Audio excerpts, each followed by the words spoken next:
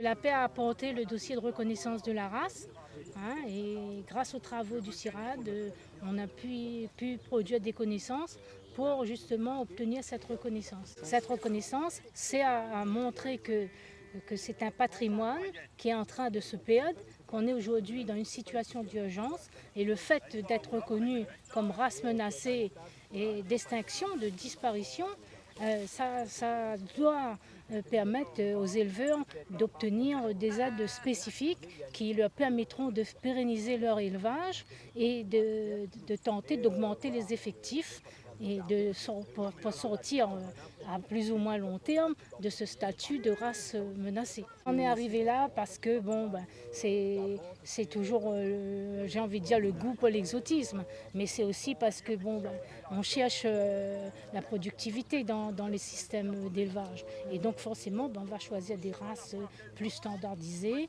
plus conformes par exemple à la production de viande ou à la production laitière, ce qui fait que les races locales n'étant pas sélectionnées en ce sens, ont été laissées à l'abandon.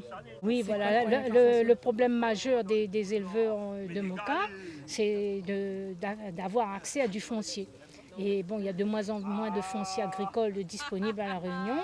Il y a le problème de l'urbanisation et le fait aussi que ces éleveurs-là, souvent, ils n'ont pas le statut d'agriculteur, et que le fait de posséder ou de louer du foncier, ça leur permet d'être à la MEXA, ça leur permet de prétendre aux aides qui existent par ailleurs pour les élevages de bovins.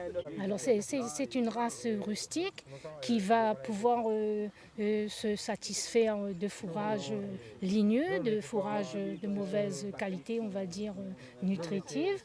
Et elle va donc valoriser des espaces qui ne sont pas propices à l'agriculture, la culture, et comme on voit un peu ici.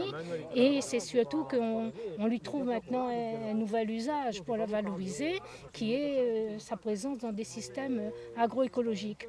Hein. Donc, au lieu d'utiliser des herbicides et d'autres intrants, les éleveurs peuvent faire nettoyer les vergers, que ce soit des bananeraies ou autres fruitiers, par les élevages de Moka.